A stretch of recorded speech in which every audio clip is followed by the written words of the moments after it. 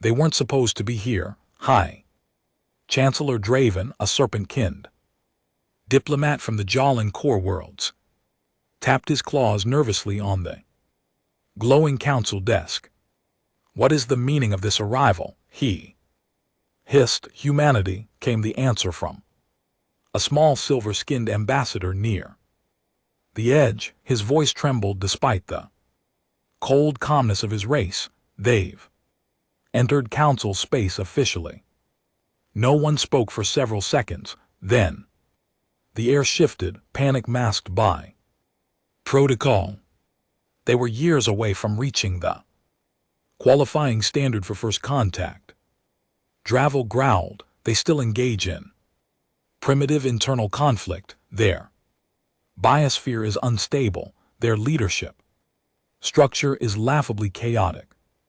Yet here they are, another whispered, with a ship none of our archives can explain. A ship that made the jump through Omega Rift without burning. That was supposed to be impossible. Even ancient Federation tech failed at that. The rift was a death trap, a black crack in space filled with gravitational pulses and radiation bursts powerful enough to snap a battleship in half like dry bone. They call it Dauntless, said the ambassador, his voice carrying that odd human word with weight. No escort, no fleet, just one ship and one man. One man, every species in that chamber.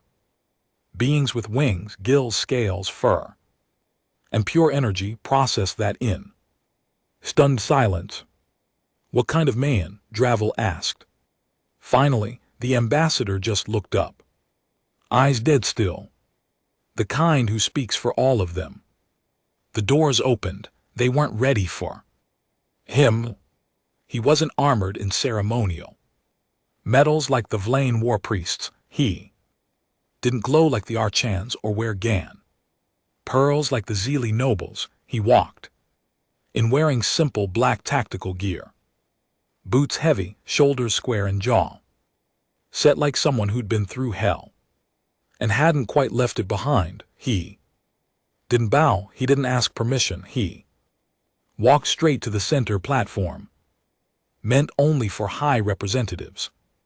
Name? Dravel snapped, recovering his voice. Commander Ren Marlowe, the man said. His voice didn't carry like a diplomat's. It cut like a blade, calm but lethal. What gives you the right to appear before the council unannounced? Another counselor barked. I'm not here to ask for a seat, Ren said. I'm here to issue a warning. That made the room shift. Some scoffed, others narrowed their eyes. No one dared speak yet. Ren stood still for a moment longer. Then he placed a small orb on the pedestal. It shimmered with a deep red pulse. You wanted to evaluate Earth. You studied us from afar, ran simulations, assumed we'd break, kneel, or beg to be uplifted. He looked directly at Dravel. But none of you really understood what we are. The orb flickered, then unleashed a hologram. Footage, wars, cities on fire, humans in trenches, charging tanks with nothing but rifles, men and women dragging themselves through dust and blood. One soldier shouting as he fired into overwhelming alien beasts, holding them back with rage alone. A dying medic tying off someone's artery with his own uniform. A father burying his son, then walking back into battle. The room darkened. Ren's voice dropped lower. We are what happens when the universe forgets mercy. The silence that followed was like gravity collapsing. One of the elder counselors stood slowly. Are you threatening us? Ren met his eyes. Number, I'm telling you that if you think you can fold Earth into your empire, bribe us with technology, or control us with bureaucracy, you'll break first. We're done being watched like animals. The The door you opened, he gestured behind him. It doesn't close anymore. He stepped back, the orb powered down. The council had seen empires rise and fall. They'd seen rebellions, plagues, even planetary suicide. But none of them had ever seen a species that smiled through extinction and came back for more. Ren Marlowe turned just as silent as when he arrived. Before leaving, he paused, looked over his shoulder, and said one last thing. We're not asking for a place in your world. We're here to build our own. And then he was gone. But the silence he left behind was louder than any weapon. Nobody moved.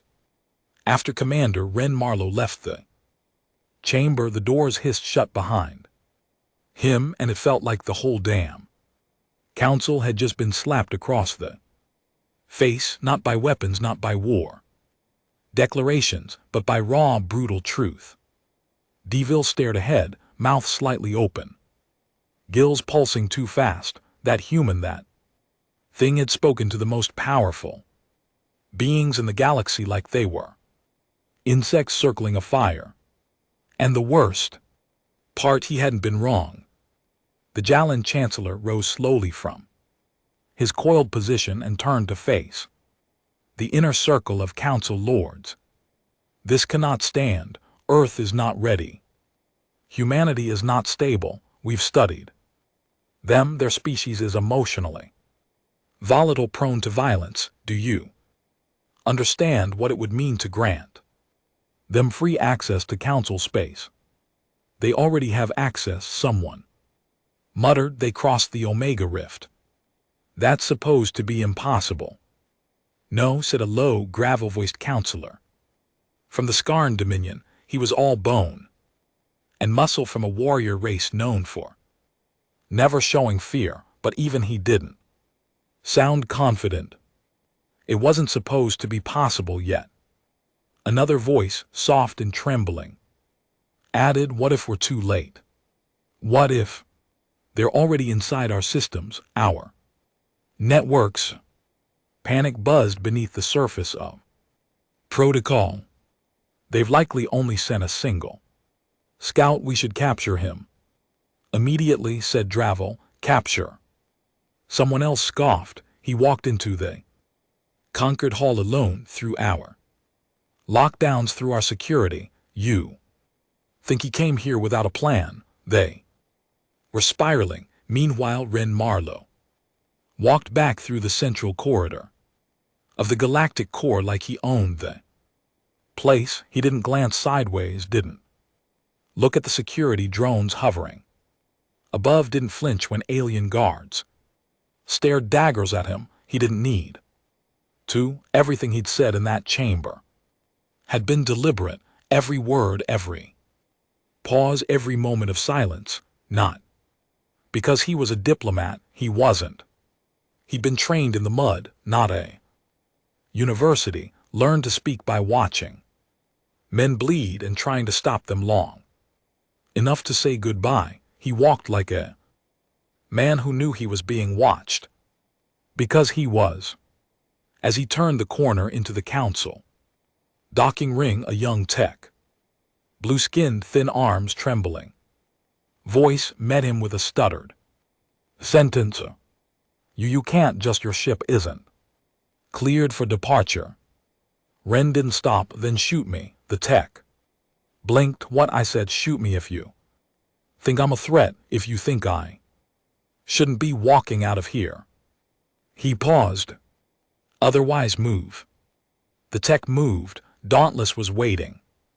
The ship didn't look like much at first glance. No sleek curves like Aaron cruisers, no gleaming alloys like Zeely trade vessels, just heavy black plating, thick armor, brutal design. It looked like it had been built by people who didn't give a damn about elegance.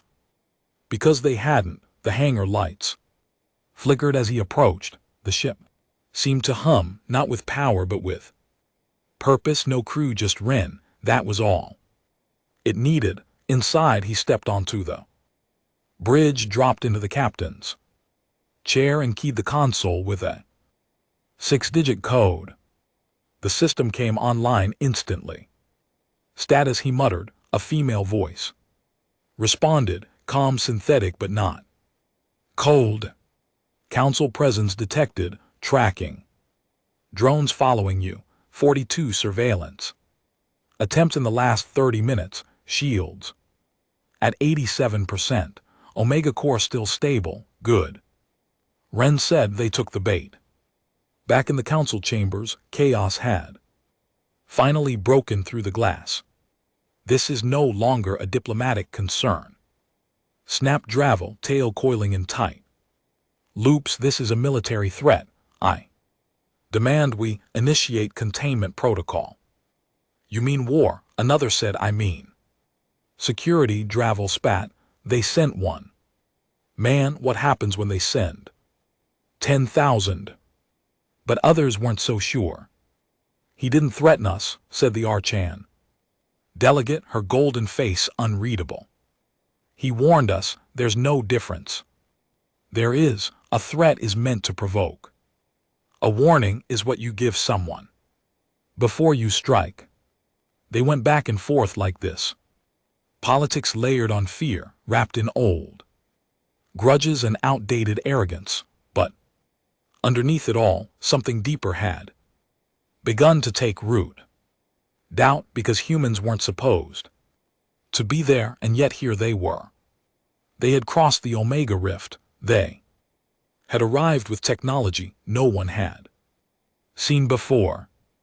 And most dangerous of all, they hadn't come begging, they hadn't even come angry, they'd come ready. Wren was already halfway back to Earth by the time the Council decided to respond. They sent a ship, one of the newer class recon interceptors, fast, well-armed and crewed by species specifically trained to handle unpredictable primitives. Inside that ship, Commander Attrell leaned back in his pilot's seat and scoffed at the reports. Human, he said. To his second-in-command, a soft-binned thinker species with wide, glassy eyes. One man walks in and now they're all scared like hatchlings, typical Council cowards. They said he activated a Class 6 psi weapon in the chamber. Projected emotional trauma directly into the minds of over 60 delegates. Attrell laughed. Yeah, that's what I'd do, too, if I was losing my nerve. They approached the Dauntless's last known coordinates. It was just floating there in the black, no power signature, no visible crew, no weapons online. Scan it, the tech did, frowned, no life forms detected. What ship's empty? That's impossible. Where the hell is the pilot? Before anyone could answer, the lights in their own ship flickered. Then everything went dead. Systems offline, the pilot shouted. We're being boarded. It wasn't a fleet. It wasn't weapons, it was Dauntless. The entire human ship had infiltrated their systems, shut them down from the inside. Not with brute force, but with code. Elegant, brutal, terrifyingly simple. Code. A voice echoed through the comms. Wren's voice. First lesson, you don't see us coming. Then silence. When the Council recovered the ship days later, they found the entire crew unconscious, no injuries, no deaths. But each of them had been left a message burned into the wall of the command room in some kind of alloy none of their scanners could even identify. It said, "This is Mercy. Next time we take the whole ship back on Earth in the mountain-locked command bunker buried beneath Colorado ice." A different kind of meeting was taking place. Wren stood at the head of the table, surrounded by generals, scientists, and off-the-books operatives who had no names and even less patience. We made contact, Wren said simply. It worked good, one of the generals replied, and they're rattled. They'll come at us with charm first, treaties, tech offers, maybe even the illusion of partnership, but the truth is they've already labeled us a threat. Then let's be one, the man beside him said. Ren didn't smile, he didn't believe in false pride, but he nodded. They've watched us die 1,000 different ways from afar, but they've never watched what happens when we stop dying and start fighting back. Another scientist leaned in, and dauntless, still functioning, the Omega Core is stable, but we need to limit jumps. It's rewriting space-time signatures as it moves. We're not entirely sure what side effects it's causing. You mean we're still not sure what it is? Another said quietly. We didn't build it, not really. We just found pieces, patched it together, gave it purpose. Ren didn't argue. He knew the truth. Humanity hadn't invented Omega Drive tech. They'd pulled it from wreckage that no other species had dared touch. Wreckage buried in a gravity well, 3 clicks deep into dead space, the kind of place you only find when you're desperate or insane, which was exactly how they'd gotten it. Now it was working, and now, for the first time in galactic history, the apex predators weren't the ones in charge. Back in council space, emergency meetings were scheduled every 3 hours. Species that hadn't spoken in decades were suddenly holding joint sessions. Security systems were updated, fleet formations reconfigured, warnings sent to all outer colonies. The threat wasn't confirmed, but it was understood. And in quiet rooms behind locked doors, old empires whispered something they hadn't said in generations. Maybe it's time we put Earth down.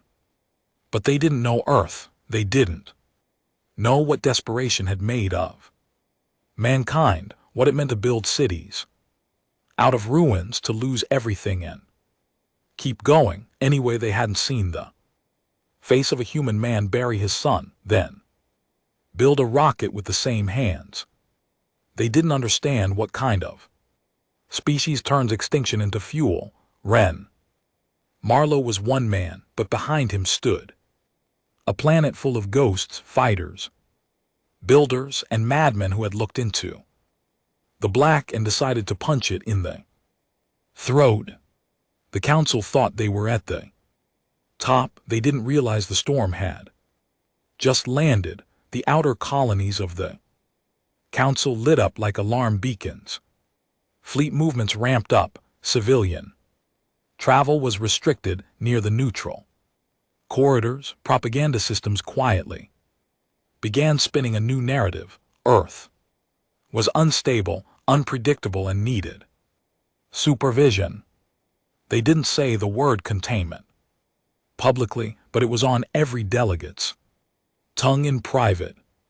The real question wasn't if humanity was a threat, it was whether that threat could be neutralized. High Chancellor DeVille stood in his private chamber, overlooking the city orbit of Zulker Prime, his slit eyes focused on the data feed streaming across the hollow screen. Surveillance footage, military intelligence reports, intercepted human signals. They had it all. But none of it told him how Ren Marlowe had done it. One ship, one man, and infiltration that bypassed half a dozen defense grids, and a message so clear even the most delusional optimists in the council had shut up. DeVille clenched his claws behind his back. They're playing with something they barely understand, he hissed aloud. Voice spoke from the shadows. And what if they do understand it?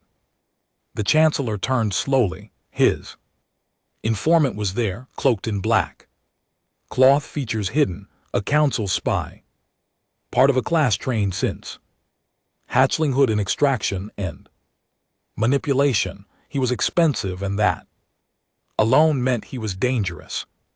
What do you mean? Dravel asked. Figure stepped forward. I've read every intercepted human transmission since the Dauntless incident. They know what they're doing. They're not experimenting. They're testing slowly, carefully, and they're watching who watches them. Dravel didn't like the sound of that. Then it's time we respond. The figure tilted his head. With war. With a scalpel, Deville said coldly. Marlowe is not Earth's president. He's not there. King, he's a weapon, and weapons can be broken.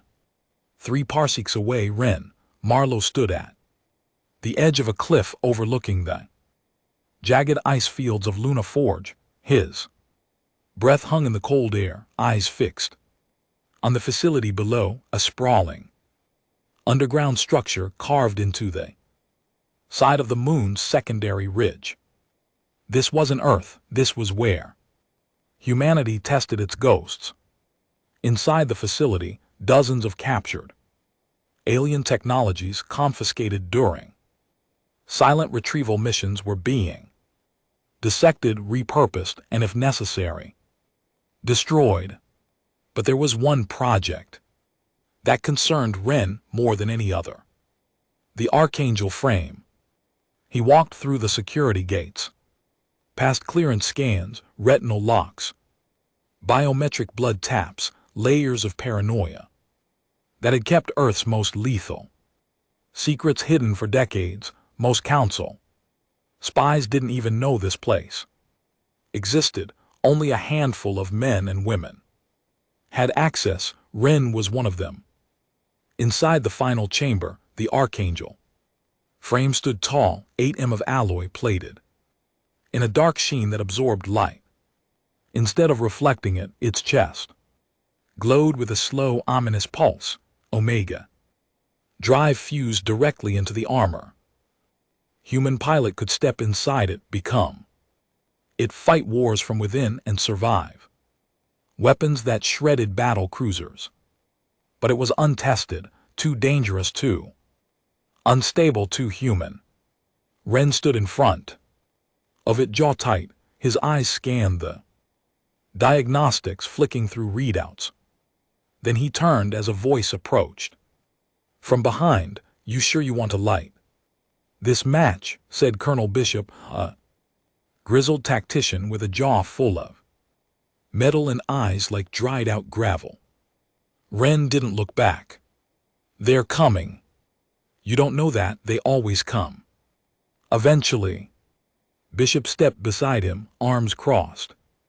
You rattled them. That's not the same as starting a war. Isn't it? Wren asked. I stepped into their sanctum, humiliated them in front of every major species in the quadrant. Showed them we crossed a rift, they said. Was suicide. That kind of embarrassment doesn't get ignored. So what's the plan? Wren finally turned to face him. We give them a taste of something worse. Meanwhile, the council had already moved forward with their scalpel.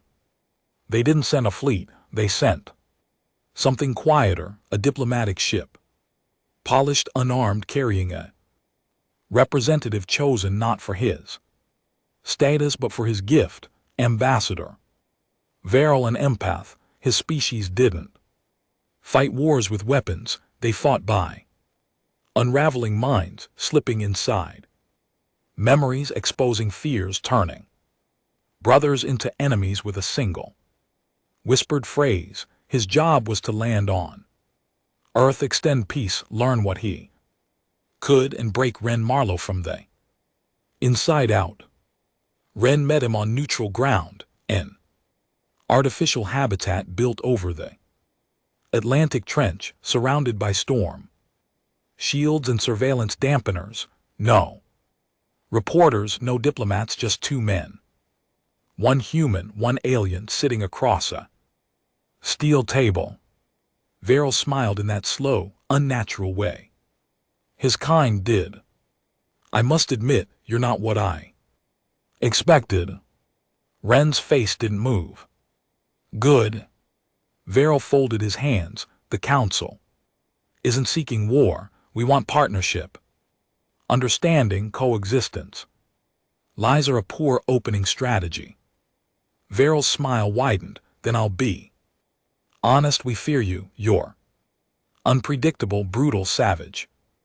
Ren leaned forward. And yet you're here, alone in human territory, knowing damn well I could snap your neck and toss you into the sea, because you won't. Vel said, you sure? Varel didn't answer. He closed his eyes instead and entered.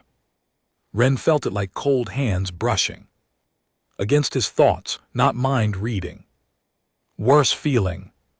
His pain, his rage, his memories, his brother dying in his arms, his mother's last words before the plague took her, his first kill, the faces of the people he couldn't save. Varel's expression changed. He wasn't smiling now. My God, he whispered. Ren stood slowly, the steel chair creaking beneath him. You see it, don't you, what we really are? Varel looked up, voice trembling. You've survived things that would shatter most species. Ren stared down at him. We didn't survive, we adapted. We made our pain useful. You think we're unstable. We weaponized grief. We breed fury. We don't collapse, we climb. Varel stood abruptly, breathing uneven. You're a threat to galactic order. No, Ren said, stepping closer. We're the correction. Varel left that day with his head down and his thoughts silent. When he reported back to the council, he gave no speech, just a single statement. They're not ready for war. Dravel leaned forward. You mean they're not prepared? Varel looked him dead in the eye. Number, we are not. Earth wasn't waiting anymore. The Archangel frame was activated. The Omega core was tuned, and Ren was already back in the Dauntless, punching coordinates for a recon jump into forbidden space. He wasn't after intel, he was after leverage. Rumors had surfaced about a lost station council built long abandoned, drifting in a radiation zone just outside the veiled belt. They said it housed records of war crimes, weapons, forbidden tech, all sealed after the Skarn uprising a century ago. Ren wanted it because the only thing more dangerous than a human with nothing to lose was a human who knew what you were hiding. Space doesn't scream, it watches. And as the Dauntless coasted into the black zone beyond the veiled belt, every sensor on board warned Ren the same thing. This place wasn't abandoned, it was exiled. The veiled belt wasn't on most maps anymore. It had been redacted, renamed, rewritten. All official documents called it a resource depleted anomaly sector, but Ren had seen enough war zones to know a sanitized lie. When he heard one, he tapped the nav screen, scanning the rotting wreckage drifting past. Broken satellites, shredded war drones, the hollow shells of old carriers, all of it slowly circling the same dead point like vultures around a corpse. And at the center, a station the size of a small city, Council Class 9 archive and biotech containment hub, Ethra buried, forgotten and sealed behind a no-fly warning, so aggressive it would trigger automatic missile lockdown if triggered by any council ship.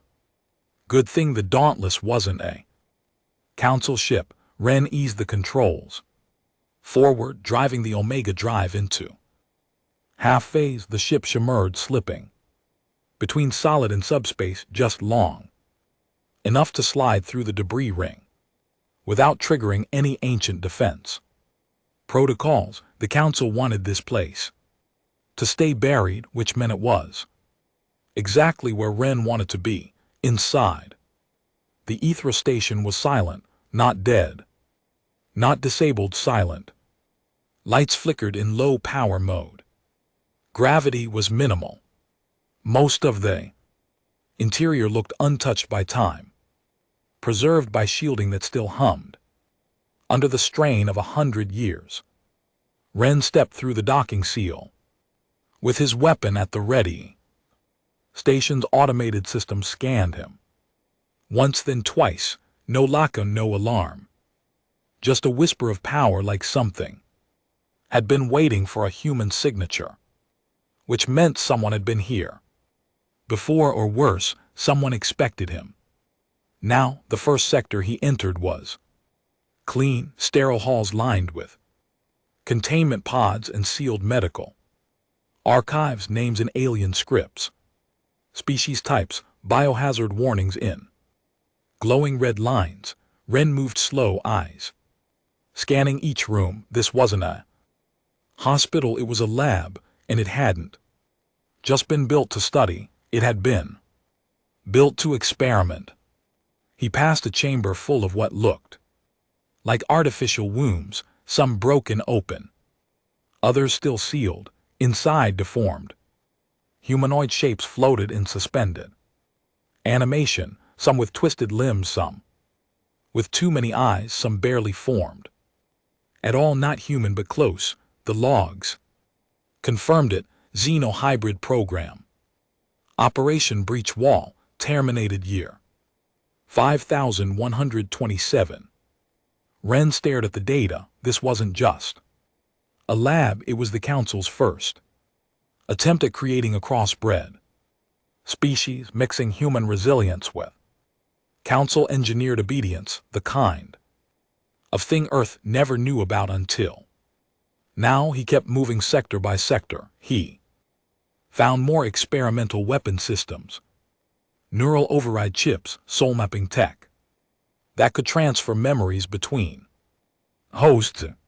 It was war science made during a time the Council swore was peaceful, and then he found the core room, a black vault sealed with 12 levels of clearance. Ren placed his hand on the pad. The screen blinked. Processed. Access granted. He stared. That wasn't possible. He wasn't in the system. No Earth citizen should be recognized here, unless his DNA was already cataloged, unless they had him on file. He stepped into the vault and stopped. Cold, it was a prison. 6 holding tanks lined the walls, each surrounded by force fields so dense they shimmered like glass dipped in oil. Inside each one, a single being floated, suspended in stasis, breathing alive. They weren't fully alien, but they weren't human either. Tall, muscular, with strange bone ridges, half-formed wings, dark hair, and jagged implants along their spines.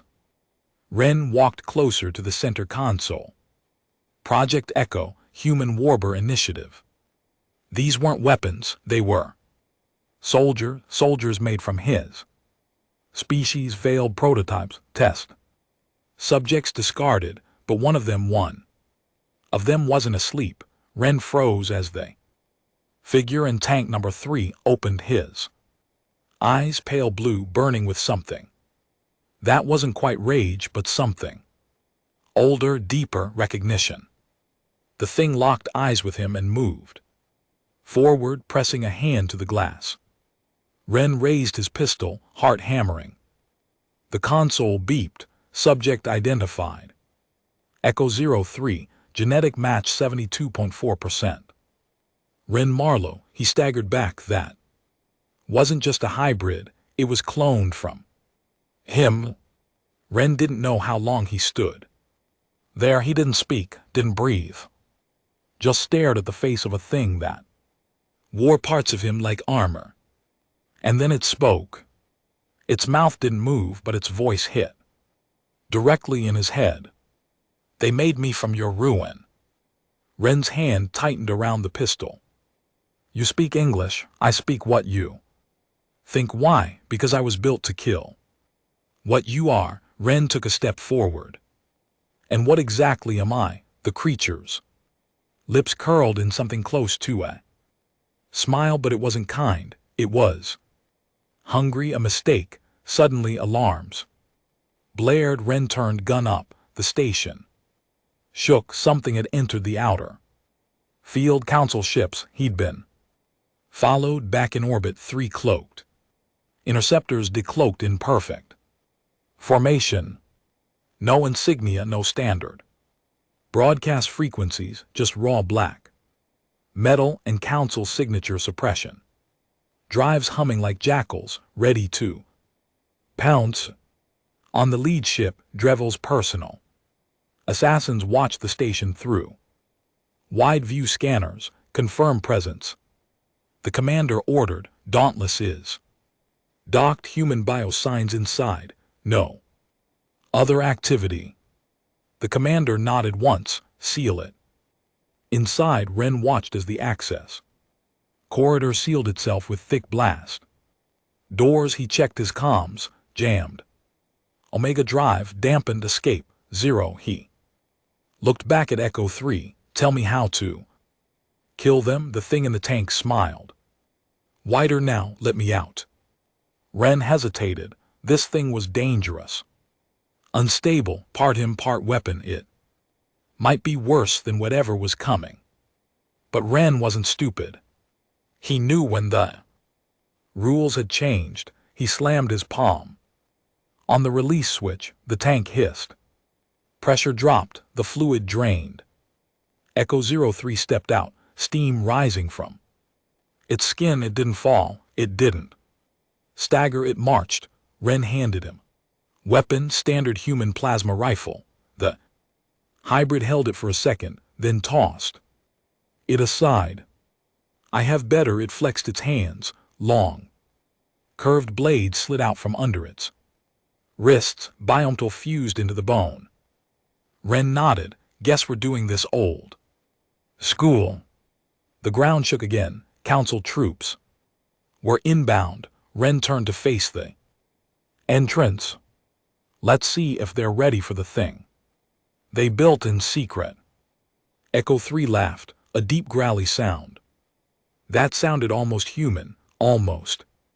Above, the council commander watched the station light up. Fire protocol. One of the officers asked. The commander hesitated. His orders were to retrieve the Marlowe clone, eliminate the human, erase the data.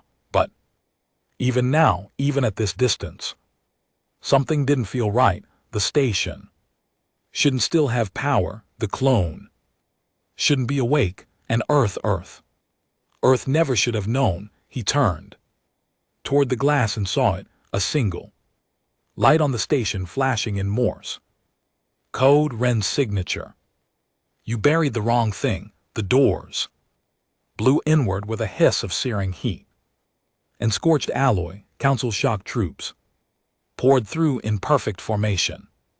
Silent, fast, armed with grav slingling rifles and neural disruptors tuned specifically for human biology. No warning, no demands, just extermination. Ren Marlowe dove sideways as the first volley of energy pulses lanced through the corridor, melting the edges of the containment glass he'd just been standing near.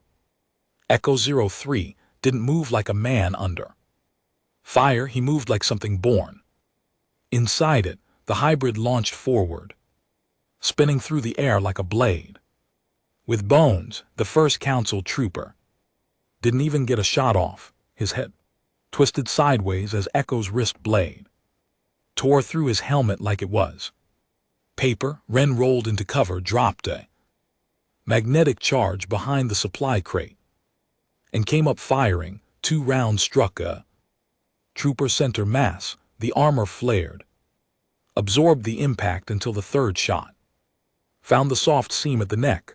Down he went. Another trooper flanked from the side, tall, four-limbed, one of the Growlock enforcers. It took Echo 3 seconds to get on its back and drive a blade straight through the skull. Ren kept his fire disciplined, controlled. No panic, every move he made was calculated, measured. But Echo was a storm. They moved like they'd done this before, Ren covering the back, Echo clearing the front. The two of them retreated deeper into the station, guiding the fight away from the entrance corridor and toward the central reactor, the only place they might have a shot at turning this around. You ever shut up? Ren asked, ducking another pulse blast. I was grown in silence, Echo replied, calmly yanking a dead trooper's weapon and flipping it backward into Ren's hands. Lucky you, Ren muttered. More enemies dropped in from the ceiling. Duck's standard kill swarm tactic. Ren lobbed an overcharged grenade, turned his head as it detonated, and the blast sucked the air out of the chamber for 3 seconds straight. Silence. Burning metal, smoking walls. Echo stepped forward, wiping blood from his jaw. They underestimated us again. Ren adjusted the grip on his rifle. Good, let's make sure they regret it. Outside the station, the lead council ship began a slow drift into position for orbital strike. The commander on board stared at the visual feed in frustration. The station had gone dark. Again, internal sensors offline, weapon systems dormant, and yet no sign of target confirmation. Should we vaporize it? His second in command asked. No, the commander growled. Retrieve the clone. The human is secondary. But do it. Inside, Ren and Echo reached the core chamber. And that's when Ren saw something he hadn't expected. It wasn't a reactor. It was a vault built into the bones of the station, wrapped in layers of security. Its doors glowed with power that wasn't council made. The energy signature coming off it was older. Echo walked ahead, touching the surface of the vault. His expression shifted for the first time. Not rage, not pride. Recognition. They didn't build this, Echo said. Quietly, Ren stepped up beside him. What do you mean, this place, this vault? It's ours, Ren froze. Earth's older than Earth, but tied to it. Our DNA responds to this, not theirs. That's why they needed us. That's why they made me. Ren looked at the glowing door. You think you can open it? Echo didn't answer. He just placed his hand flat against the vault surface, and it responded. The metal shifted, folding in on itself, opening with a low groan, like the station was waking up from a 1,000-year sleep. Inside was a chamber filled with artifacts, ancient ones, symbols Ren didn't recognize, carved into the walls, holographic memory blocks still pulsing with weak power. A pedestal in the center holding a device, small, dark, sharp-edged. It looked like a shard of something broken off something far bigger. Echo stared at it like it was holy. Ren looked at the walls again. Carvings weren't random. They showed humans, or at least something almost human, battling other races, falling, rising over and over again. A cycle. Ren stepped closer to the device. What is this? Echo whispered. The memory of the first war, the one they buried. Ren activated the shard. It flared once, and then the holograms erupted. The entire chamber came alive. Images flashed across the walls, planets burning, fleets of ships battling across light-year. A council, not the current one, but a primitive version begging for surrender. And at the heart of it all, humanity, not modern humans, ancient humans, more advanced, ruthless, leading the charge in a war that broke entire systems. Ren stared. They weren't the new species the council claimed they were. The returning ones, and they'd been wiped out not by extinction but by betrayal. The council hadn't discovered humanity, they destroyed it or tried to, and Earth had forgotten until now. Ren turned away from the hologram, breathing hard. Echo was silent, staring at the flickering lights like he was watching memories he'd never been allowed to have. Ren finally broke the silence. This is it. This is our weapon. It's more than that, Echo said. It's proof. History. They've been lying to every race in the galaxy for centuries. Ren looked at the shard. Then we're taking it home. The station shook again. They were out of time. Ren and Echo sprinted back toward the docking corridor, vaulting over rubble and bodies. The shard was locked into Ren's armor, protected behind multiple fail-safes. He wasn't leaving without it. Council reinforcements were landing in waves now, trying to box them in. Didn't matter. Dauntless was already cycling up. Ren's AI Vera had locked onto his biometrics and triggered remote. Wake up. Clear a path, Ren shouted. Echo didn't answer. He was already moving. Outside, the council commander finally lost patience. Fire now. The ship's weapons powered up. 8 fusion rails aligning for a full force pulse designed to vaporize the station in one hit. But just as the targeting system locked in, the Dauntless exploded from the underbelly of the wreck, its Omega drive flashing red hot as it tore through the void. Ren and Echo had made it. Chase them, Commander shouted. Too late. The drive ignited. The human ship vanished in a burst of warp space and shattered tracking beacons back on Earth in the depths of the Arctic Command Center. Alarms triggered. Dauntless has returned. The hangar bay doors split open as the ship landed hard, steam hissing from every crack. Ren came out first, scarred, burnt, still standing. Behind him, Echo followed, silent as death, and in Ren's hand the shard. The war had already begun. The council just didn't know it yet. There was no ceremony when Ren Marlowe returned. No press, no medals, no parade, just the silence of deep concrete and humming steel, and the eyes of military brass staring at the ancient shard locked in the containment core. It pulsed slowly. Now deep red light beating like a second heart in the room, a piece of history too dangerous to leave buried. Colonel Bishop was the first to speak. You sure it's real? Ren didn't answer with words. He tapped the side of his wrist console and uploaded the data stream extracted from Ethra Station. Visual records coded, language maps, historical event markers, dozens of files that all pointed to one thing: humanity hadn't been discovered. They'd been erased, and the council had known the whole time. One general in the back of the war table muttered, "My God.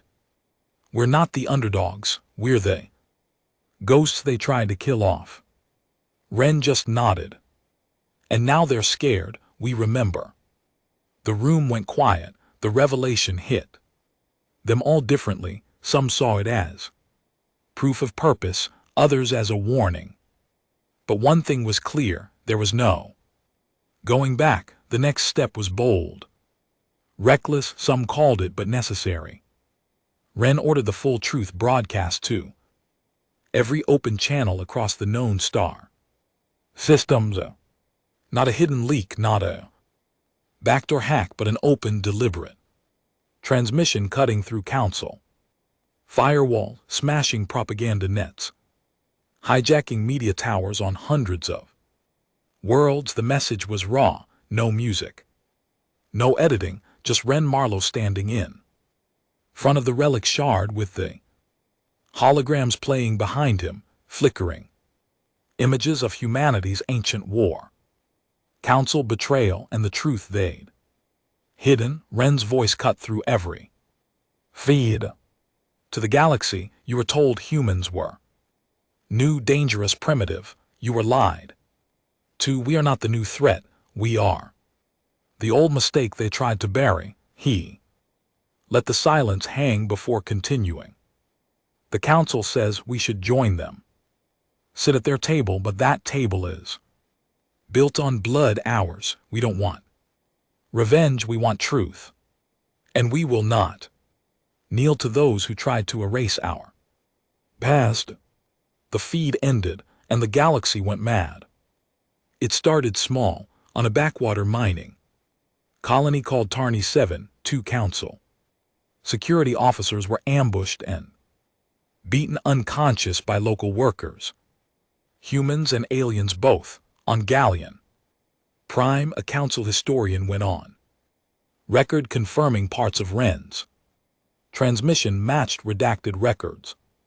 Locked away since before her birth, on Kel access, thousands of protesters marched on the local council outpost, demanding investigations, demanding confessions. The council tried to contain it. Scrubbed feeds declared the message a deep fake, blamed raw elements. It didn't matter because the damage was done. They'd spent centuries building the illusion of order, and now one human had lit a match.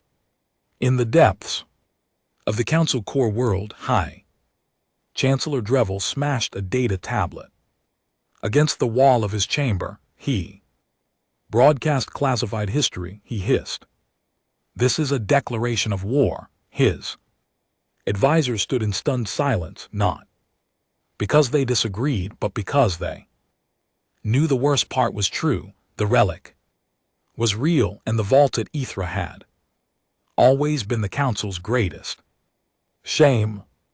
"We must erase him," Dravel growled. "Erase Earth, end this before the infection spreads." A soft voice answered from the corner of the room. "You already tried that 1,000 years ago. You failed."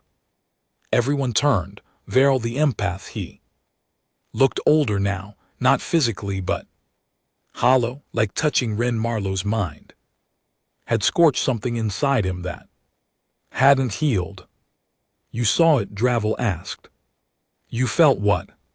"He is," Varel nodded slowly. "He's not just a soldier. He's not just angry. He's remembrance, Chancellor. He carries the weight of everything we buried, and now he's dragging it to light." Dravel hissed, "Then we'll crush him under that." "Wait," Varel's voice dropped. "You better pray the rest of his kind don't remember too. Back on Earth, they fallout from the broadcast hit fast and hard. Several fringe worlds under Earth's influence openly declared independence from council governance. Supply lines snapped. Trade alliances cracked.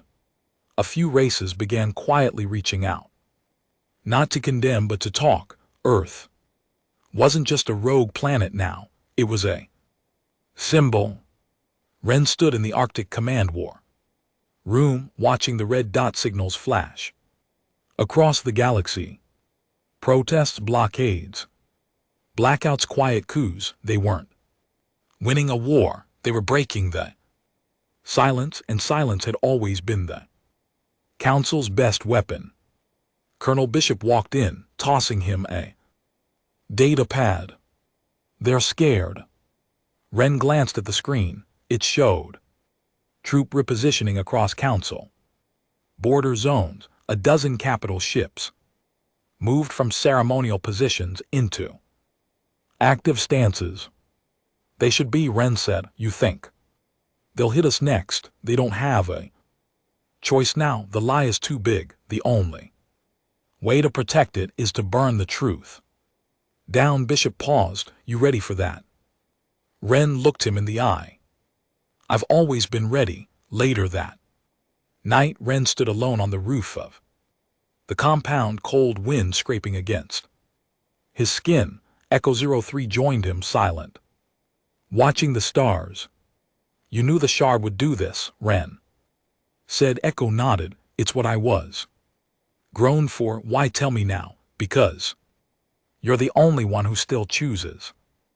Ren frowned. "Chooses what?" Echo turned toward him, voice low. "To fight for something real." Ren didn't respond because he knew what was coming next. Not diplomacy, not alliances. War. The Council moved first. 3 stealth fleets launched under the veil of a humanitarian escort mission. They targeted Earth's outposts, one on the Martian industrial belt, another near the orbit of Saturn's moons, and the third, most dangerously, near Eden's edge, the human colony closest to Council territory.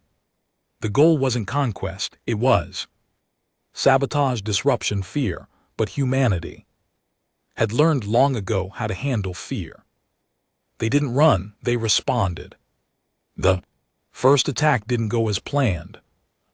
Council battleship decloaked near the Martian refinery, expecting minimal defense. Instead, it ran headfirst into a railgun cannon fused from retrofitted alien parts designed by human engineers. With nothing to lose and revenge in their blood, the ship didn't just fall. It shattered, broadcasting its death scream across multiple systems. Second Fleet suffered EMP counterattacks, viral codes, space mines left in the orbits of dead moons, and the third, it never even made it. Shadow Fleet, Earth's secret defense corps, intercepted it using Black Omega tech. A full Council cruiser disappeared from space in under 18 seconds. No survivors. Ren Marlowe didn't celebrate. He didn't gloat, he just kept moving. Planning, because these were just opening shots, probes, and the real war hadn't started yet. But when it did, Earth wouldn't fight alone. Across the stars, more races were listening now, some quietly, some with clenched fists and loaded rifles, and some with hope. War didn't start with declarations, it started with screams, one after another. Earth's outer listening stations blinked out. No signal, no distress call, just dead silence. Ships that had been on patrol routes for months went offline in second. Surveillance satellites drifted without guidance, spinning in the black void like severed eyes. And then came the skyfall. It began above Eden's edge. 6 massive Council dreadnoughts broke orbit and opened fire without a word. No warning, no mercy.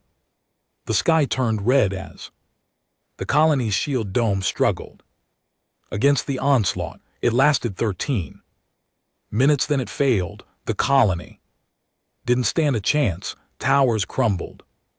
Thousands died in their sleep, burned alive, or flattened under collapsing atmospheres. The ones who survived didn't pray, they screamed, and that scream was heard all the way back on Earth. Ren Marlowe stood in the Arctic command center, watching the live feed flicker in static. 1 second the planet was there, the next gone. Not because of annihilation, because of jamming.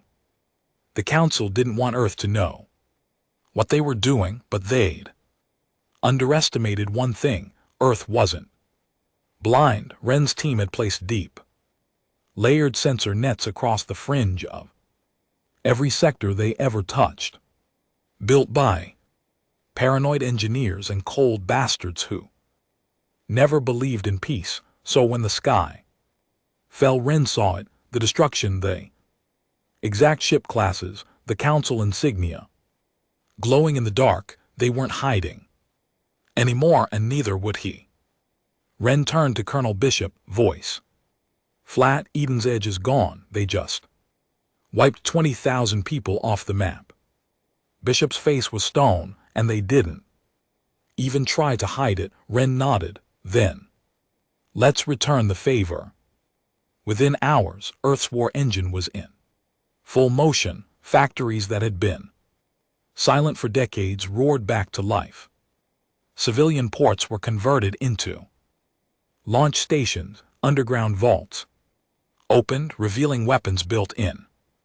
Secret tools designed to break ships apart from the inside.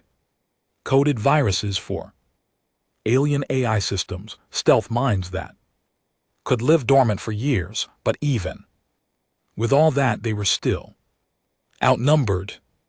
Earth had its strength, its anger, its memory, but the Council had an empire. And unless Ren found allies fast, this war would become a slow, brutal extermination.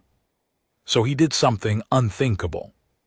He reached out to the fractured worlds, the slums of the galaxy, border planets, full of exiled species, genetic deviants, merchant warriors who swore no allegiance, once labeled unfit for Council integration, now left to rot in lawless sectors, places like Core 17, mining rock where exo-suited brutes fought over metal scraps, or Vale Station, home to smugglers, bounty hunters, and at least 3 different cannibal sects. Ren didn't go with the fleet.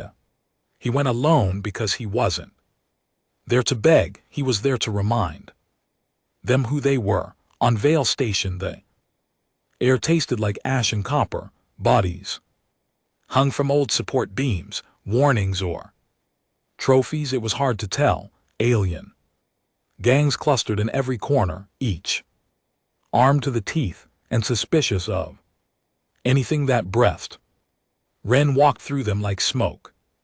They knew who he was. The broadcast had reached even the lowest places in the galaxy, and while some still believed the Council's version of the story, most didn't trust them either, because they'd been lied to too. Ren stepped into the center of the open market and dropped a Council-issued data pad. It played automatically footage of the Eden's Edge massacre, screams, fire, Council ships hovering above. Then Ren's voice.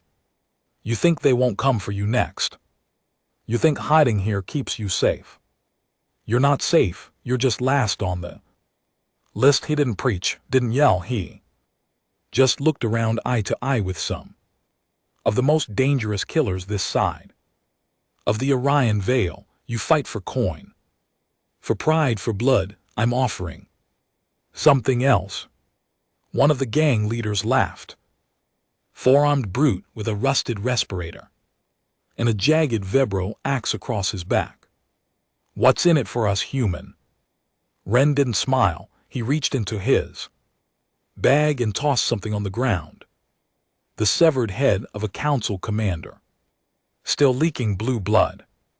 I'm giving you a war that finally matters. It worked, not all of them, but enough.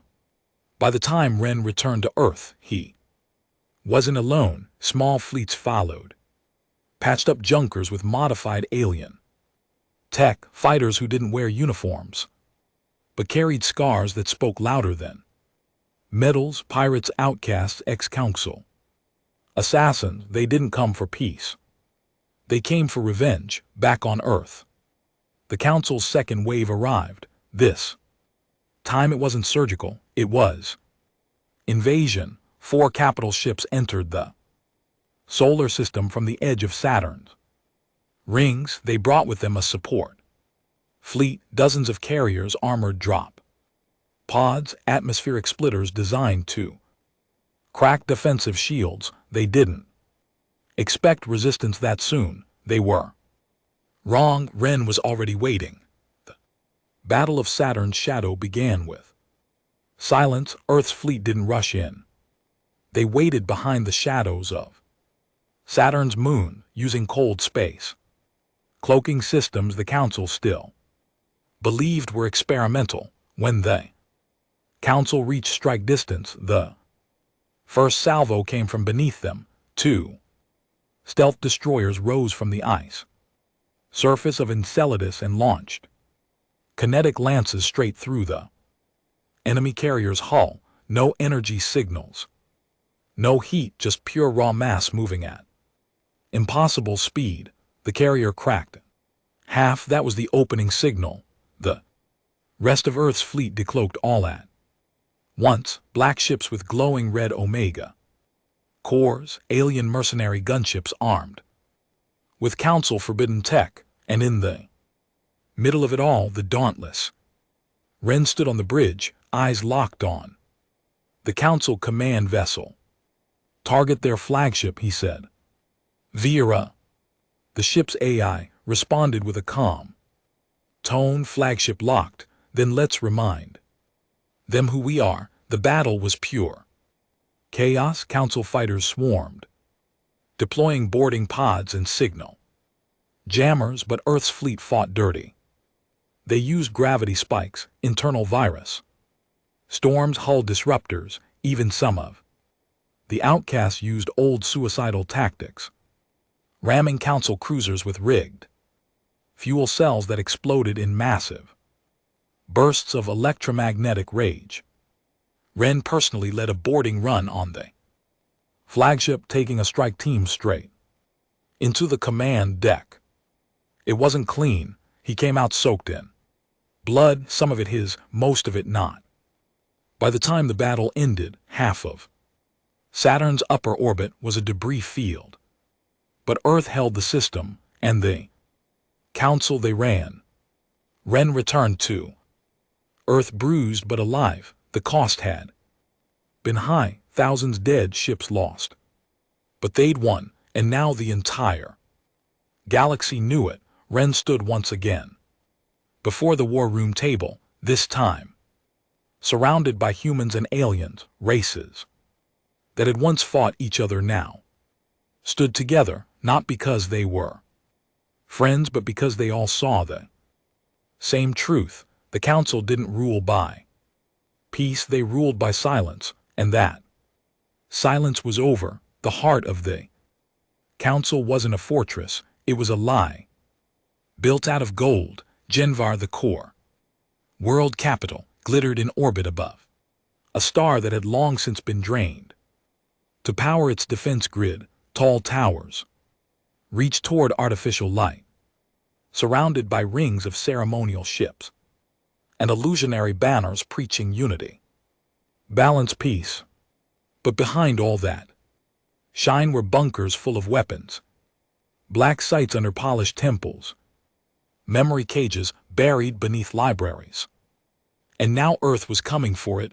Ren Marlowe stood in the command deck of the Dauntless, staring at the enemy planet through reinforced view glass. He wasn't angry, he was done being hunted, done watching colonies burn, done carrying the burden of history on his back while the galaxy pretended Earth was nothing but an accidental mistake.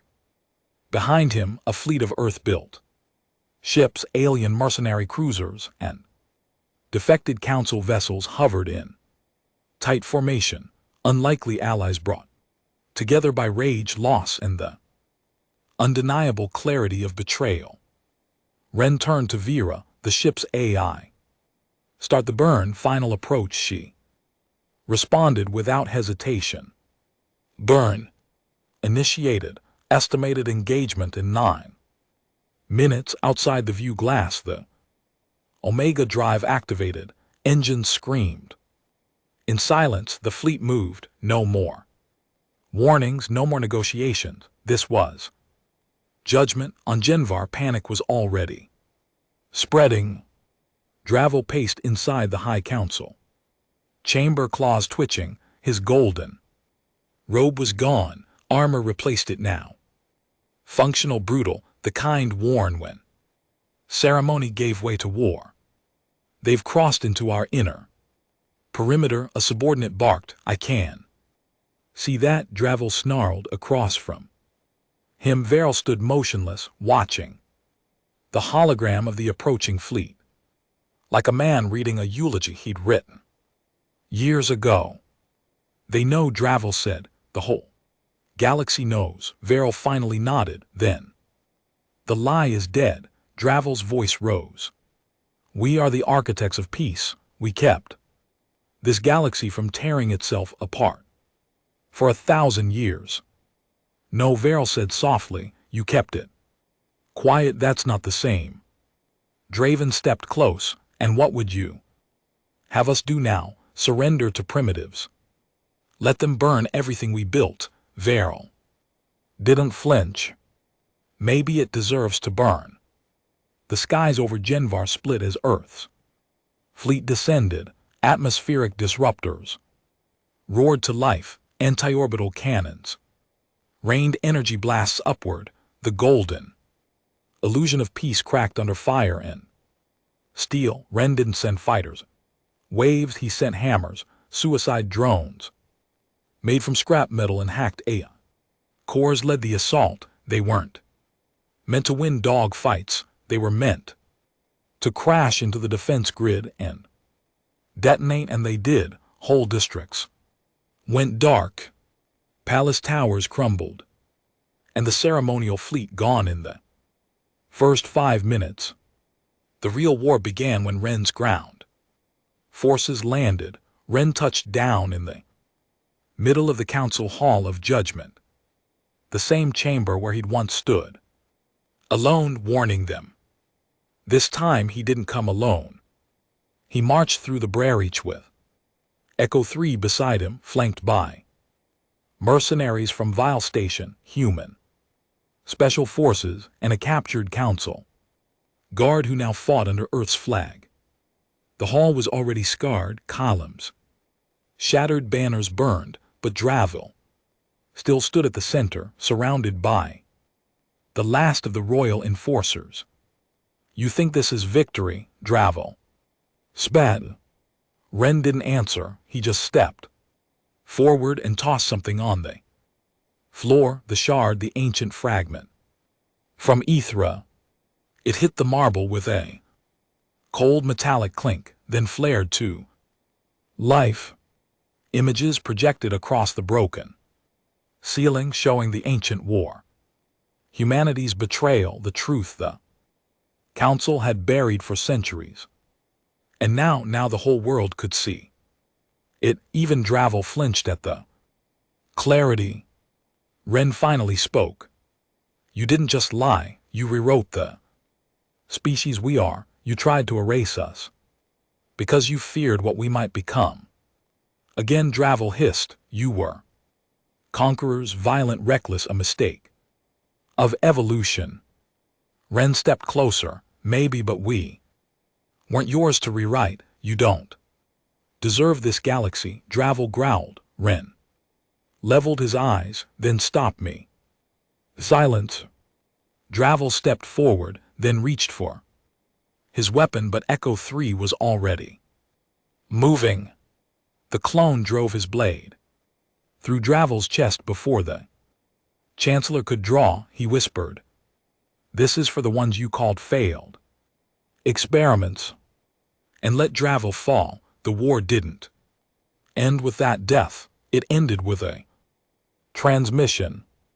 Ren stood atop the broken steps of the council chamber, surrounded by smoke and silence, and broadcast one final message across every channel the galaxy could hear, to every species living under a lie. You were told peace meant obedience. You were told history was a gift, not a weapon. You were told humanity was new, dangerous, unstable. You were told wrong. The screen flickered to his face. We're not here to replace you. We're not here to rule you, but we won't be erased. Again, from this moment forward, Earth stands free. And any world that wants to break its chains, stand with us. Message sent shock waves. Systems fell into chaos. Some council worlds revolted from within. Others opened negotiations with Earth, terrified of retaliation. But most importantly, the myth was broken, and myths once shattered don't Come back. Weeks later, Ren Marlowe walked through the ruins of Genvar, quiet for the first time in months. Reconstruction. Drones buzzed above him. Alien engineers worked side by side with humans to rebuild not a throne but a court, place to hold the corrupt accountable, to show the galaxy something new. Echo 3 walked beside him, still silent, still watchful. Ren looked at him. You ever wonder if we did the right thing? Echo stared ahead.